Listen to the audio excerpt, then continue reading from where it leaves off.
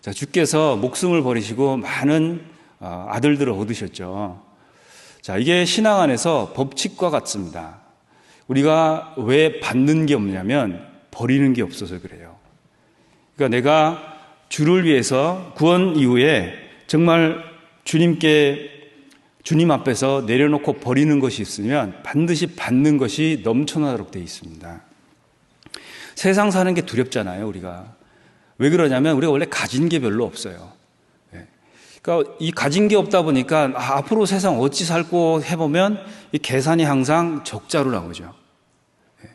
어차피 우리는 두랩돈 들고 사는 과부와 같은 존재들입니다. 어차피 안 됩니다. 그러니 주님한테 드리는 게 더 현명한 방법이겠죠. 가진 게 별로 없습니다. 그것뿐만이 아니에요. 가진 것도 별로 없는데 사실 따지고 보면 또 잃을 것이 겁나는 경우도 참 많습니다. 우리가 사실 잃을 게 없으면 두려울 것도 없죠. 근데 내가 세상 사는 게 왜 두렵고 왜 주님 따라가는 것이 두려울까? 내가 잃을 것이 있다 이렇게 생각하는 거예요. 요한복음 10장에 보면 예수님께서 그 선한 목자 말씀하시면서 갑자기 도둑 얘기하시죠. 나는 도둑 아니야. 왜 나를 도둑처럼 생각하지? 아마 그 안에 말씀 듣는 분 중에 내가 예수 믿으면 이런 거 잃어버릴지 몰라. 아마 염려하는 사람도 있었을 것 같아요. 그래서 갑자기 예수님이 뜬금없이 나 도둑 아니야 이렇게 얘기하셨어요. 자, 우리가 생명의 근원 되신 우리 주님을 뭔가 자꾸 내게서 뺏어가는 존재로 생각하면 그분을 위해서는 1분 1초도 살 수가 없다라는 것이 사실입니다. 그분은 우리가 원하는 만큼 넘치도록 주실 수 있는 거예요. 우리 생각하는 것 이상으로 주실 수 있는 분입니다. 근데 우리는 고작 그분을 내 생각 속에 가둬놓고 나처럼 생각하는 거죠. 그러니까 그리스도인이 결핍과 빈곤에 시달리게 돼 있습니다. 자, 우리는 여기서 벗어날 필요가 있는 거겠죠.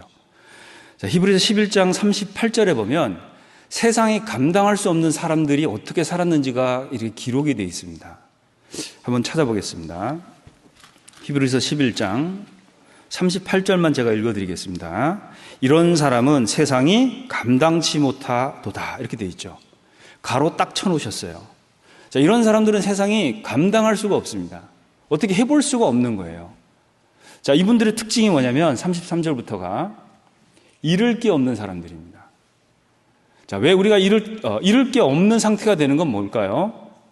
우리가 원천을 주님께 대고 있으면 사실 내가 갖고 있는 것이 없기 때문에 잃을 게 없게 되는 겁니다.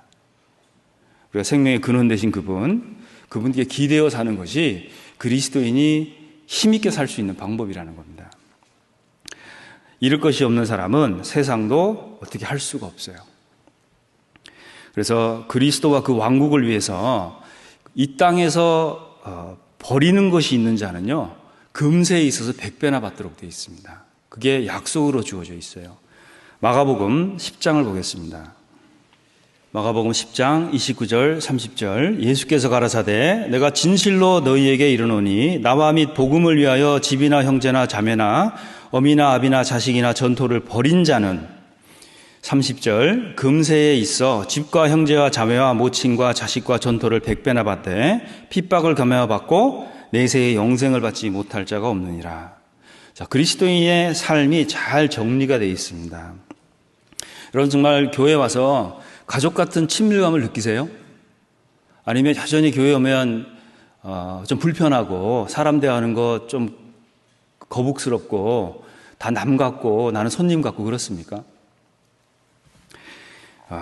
우리가 가끔 그런 자백하게 되죠. 주님, 여전히 저는 제 가족밖에 모릅니다. 제가 제 가족을 위해서는 목숨을 버릴 수 있지만 주님의 몸된 교회를 위해서는 정말 뭘 할 수 있는 게 거의 없는 것 같아요. 뭐 이런 그 탄식 같은 기도가 나올 때도 있어요. 솔직한 기도죠. 그게 뭐 나쁜 건 아닙니다. 솔직함이. 그런데 정말 예수와 그분의 복음을 위해서 내가 버린 것이 있습니까? 정말 가난해졌습니까? 아니면 정말 재산을 잃어버리고 상속에서 제외되고 직장에서 불이익 당하고 뭐 가족관계도 다 깨지고 부모도 잃어버리고 육신의 형제 자매들은 다 등 돌리고 정말 이런 거 경험하고 사십니까? 그렇다면 걱정할 거 없습니다. 100배나 받게 돼 있어요. 하나님이 해주신 약속입니다. 우리가 받은 게 없는 이유는 버린 게 없기 때문에 그래요. 내가 내 거 다 부여잡고 하나님 주시옵소서 그러니까 어디 채워 넣을 데가 없는 거예요. 구겨 넣어서 넣을 데도 없는 겁니다.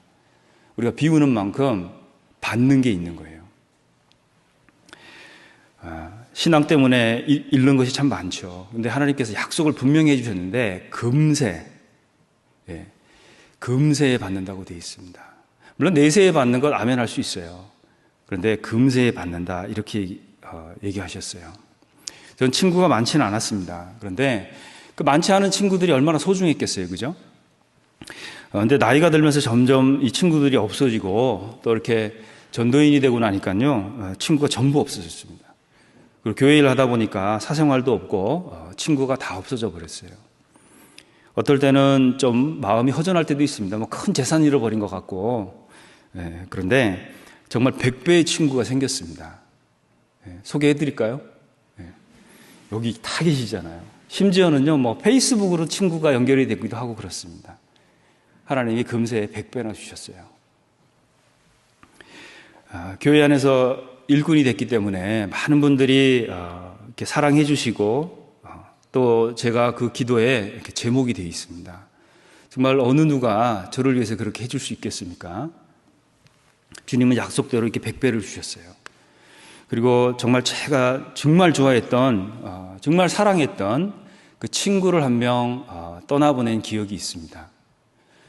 그 친구는 정말 헤어졌다 다시 만나기를 수차례 했어요, 저랑. 그리고 얼마나 애틋한 관계였는지 모릅니다. 속상할 때 함께 했고, 시름과 눈물도 함께 했고, 심심할 때 둘이서 이렇게 도넛도 만들고, 이렇게 하트도 만들고, 이렇게 감 잡으신 분들 계시죠? 네. 그 친구가 담배였어요. 네. 그 친구를 제가 버렸습니다. 예. 그랬더니, 그나마 좀 남아있는 폐도 좀 건강해졌고, 그리고 신앙생활에 자신감이 생겼어요. 신앙생활에 자신감도 생기고, 그리고 사랑하는 아내와 자식도 얻었습니다. 하나님이 100배나 주셨어요. 운전하다가 이렇게 가끔 접촉사고 날 때 있잖아요. 그런데 이렇게 접촉사고 나더라도 웬만하면 참습니다. 왜냐하면 이분 집회 와서 앉아 있을까봐. 예. 근데 여전히 뭐 집회 와서 앉아 있고 그러지는 않아요. 그런데 제가 사는 사회 안에서 저에게 호감을 갖는 사람들은 만들게 됐습니다. 내가 버리는 게 있으면 받는 게 있도록 돼 있어요. 그게 하나님이 우리에게 하시는 일입니다. 고린도전서 6장을 보시겠습니다. 고린도전서 6장 7절 제가 읽겠습니다. 고린도전서 6장 7절입니다. 너희가 피차 송사함으로 너희 가운데 이미 완연한 허물이 있나니 차라리 불의를 당하는 것이 낫지 아니하며 차라리 속는 것이 낫지 아니하냐. 보다 나은 것에 대한 설명을 해주셨죠. 내가 잃어버린 것이 있으면 하나님이 약속해 주셨습니다. 100배나 받는다고. 우리가 계산이 서툴러서 이게 100배 됐는지 지금 모르고 있는 거지 하나님이 100배 해주셨어요. 우리가 이 계산이 서툴러서 이걸 계산을 잘 못하고 있는 겁니다. 버려보십시오. 포기해 보십시오. 하나님이 채워주는 게 분명히 있도록 되어 있습니다. 금세에 있어 집과 형제와 자매와 모친과 자식과 전토를 100배나 받되. 그리고 붙어 있죠. 핍박을 겸하여 받고. 핍박 겸하여 받는 건 그리스도인밖에 없어요.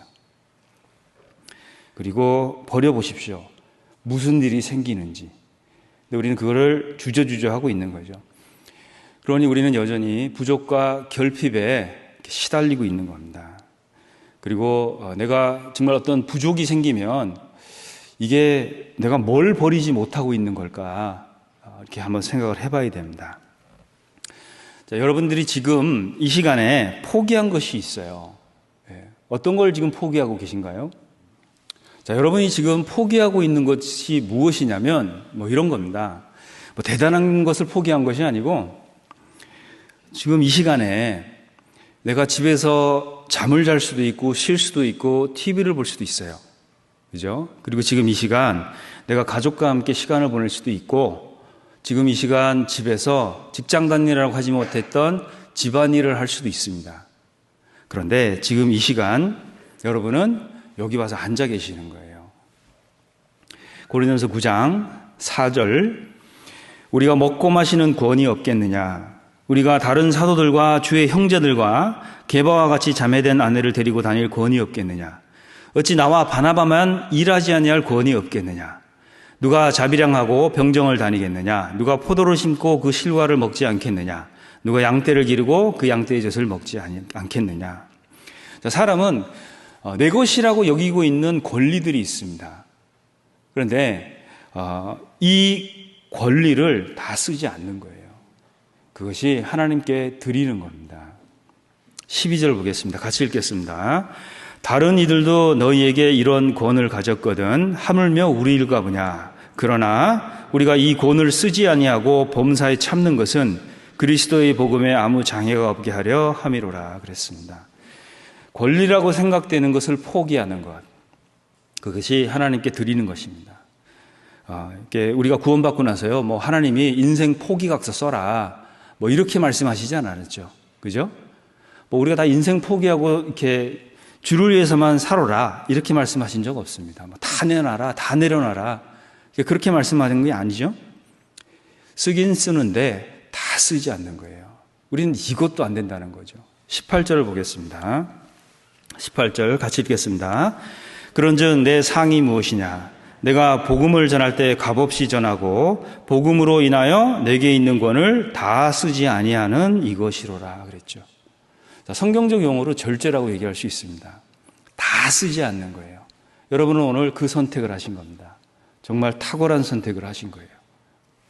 분명히 오늘 이 자리에서 말씀을 들으셨던 분과 그렇지 않았던 분들의 무게는 바뀌는 거예요. 하나님 앞에 달렸을 때. 그래서 쓰긴 쓰되 다 쓰지 않는 것, 이것이 하나님께 내려놓는 겁니다.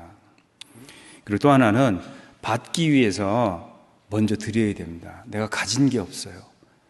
내가 세상 사는 것도 가진 게 없어서 힘들어 죽겠는데 신앙생활까지 한다. 정말 하나님이 이렇게 주시는 게 없으면 어떻게 우리가 이걸 할 수 있습니까? 주님의 신령한 것을 받기 위해서는요, 먼저 심고 포기하고 드리는 것들이 있어야 됩니다. 고린도전서 15장 돌아가 보겠습니다. 42절부터 44절까지를 제가 읽겠습니다. 고린도전서 15장. 죽은 자의 부활도 이와 같으니 썩을 것으로 심고 썩지 아니할 것으로 다시 살며 욕된 것으로 심고 영광스러운 것으로 다시 살며 약한 것으로 심고 강한 것으로 다시 살며 육의 몸으로 심고 신령한 몸으로 다시 사나니 육의 몸이 있은즉 또 신령한 몸이 있느니라. 이렇게 돼 있죠. 자, 거기 보면 우리가 심어야 될 것들이 딱 이렇게 잘 정리되어 있습니다. 첫 번째가 뭐죠? 썩을 것 심는 거예요. 썩을 것. 자, 썩을 것으로 심고 뭘 거두게 되죠? 썩지 아니할 걸 거둡니다. 우리가 드리는 게 있어야 돼요. 그래야 받는 게 생깁니다.